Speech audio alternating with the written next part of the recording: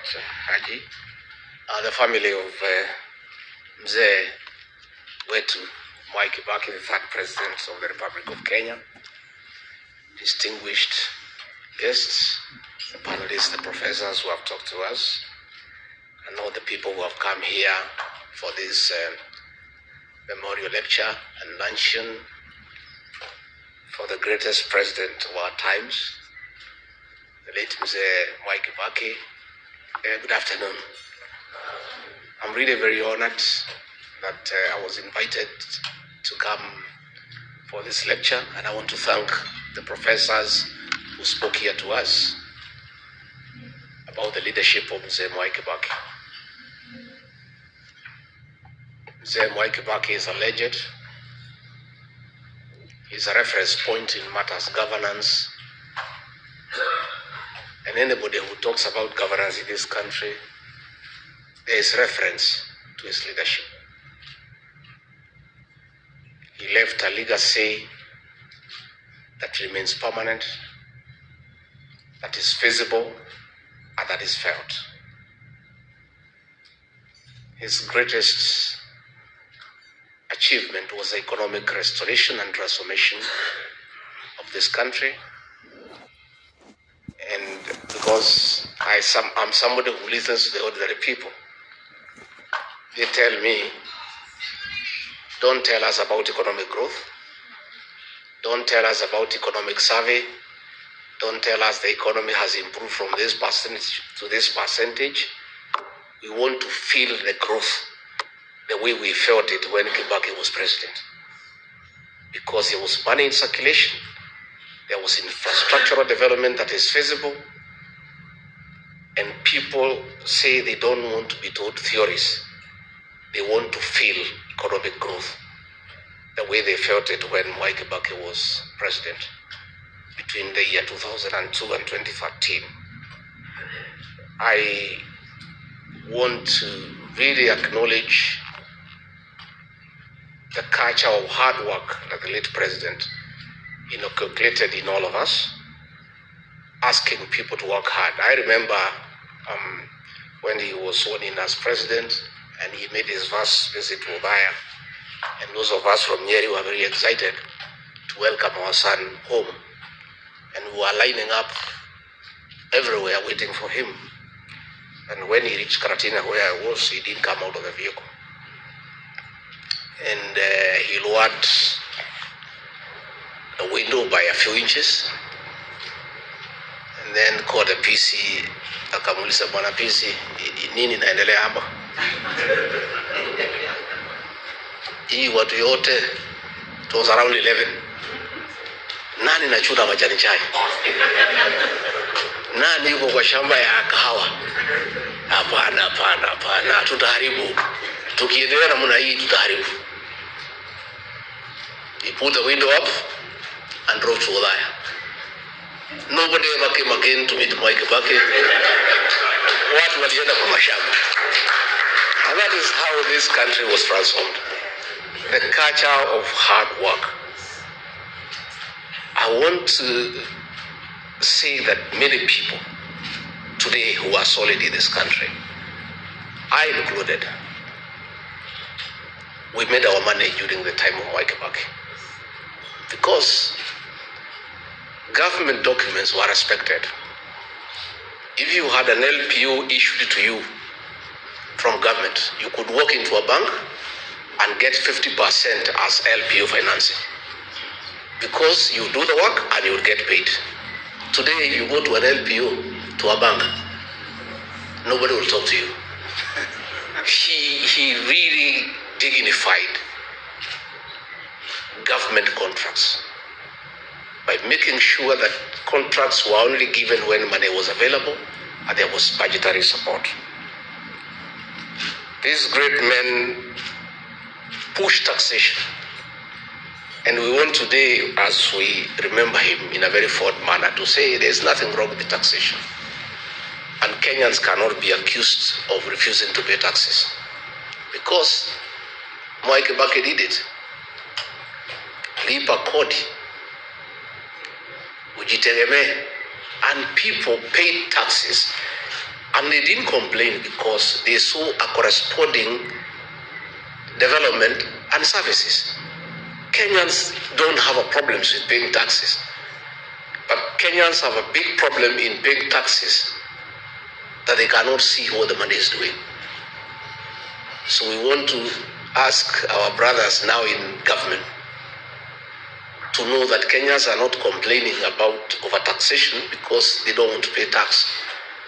They have a problem of paying taxes that are misappropriated, that are not used appropriately.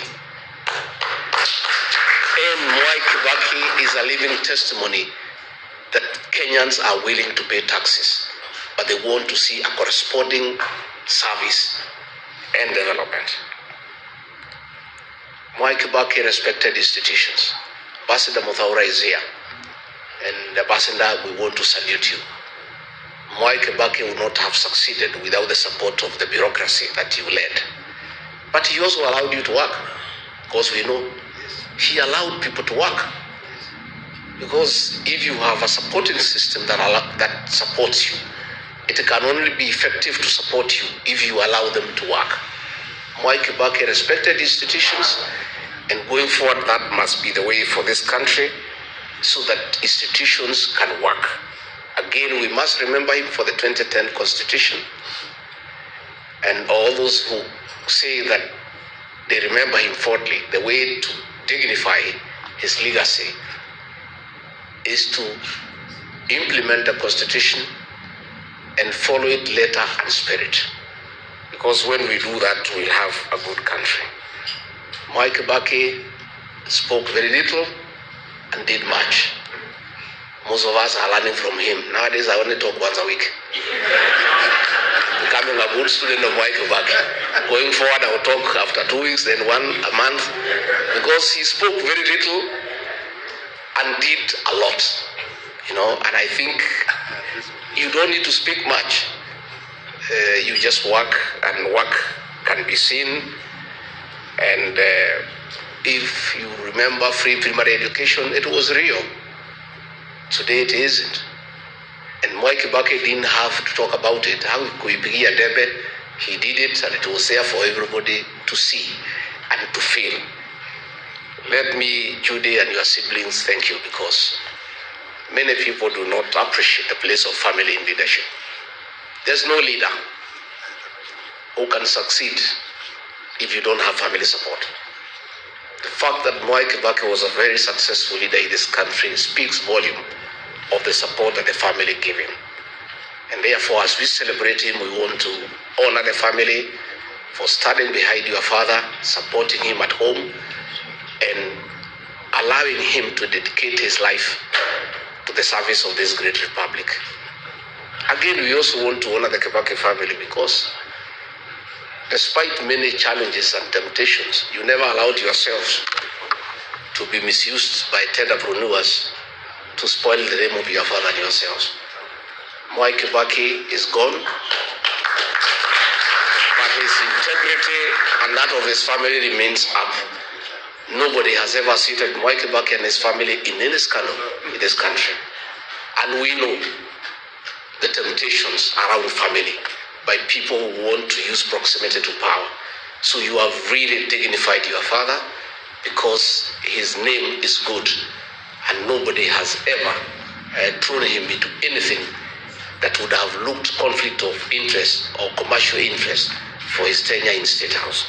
He did a good job, and we want to really salute the family because that is really the way to go. Dr. Mukisa Kitui, we are envious of the cabinet you served at Mwai Kibaki, that you are allowed to speak. Justin Muturi and I can tell you, in the cabinet we serve, it's only me and him who speak. And that is why we are to be edged out. The rest are flower girls and praise and worship choir. So we would have wanted, if things could reverse and we served at Mwai Kibaki, would have enjoyed, because he would have allowed us to contribute, to make meaningful contribution to the management of the affairs of this country. Haji, I've heard you correctly about the place of DP in Othaya, but I'm more concerned not even about DP in Othaya. I am more concerned about the quality of leadership in that constituency that was led by Mwai Kibaki. A graduate of the London School of Economics, the greatest president of all times, a man who represented Udaya with wisdom, a man who was a good debater. Then, when he was gone, the replacement of Mwai Kibaki, like today, it's a shame. Member of Parliament who never speaks in Parliament at all, who hasn't made any contribution on the floor of the House. And Udaya now is a pale shadow of the Udaya under Mwai Kibaki. Coming this general election in 2027, we shall talk to the people of Udaya to dignify the late Mwai Kibaki by looking for a quality legislator who, even if he cannot measure up to the level of Mwai Kibaki, can be there 60-70%. But the present situation in Udaya is embarrassing and is very demeaning to the late Mwai Kibaki and his family. And Udaya people are crying for a change, and we'll be having conversation with them so that they can look for quality leadership that can be able to hold the name of that great old man in high repute.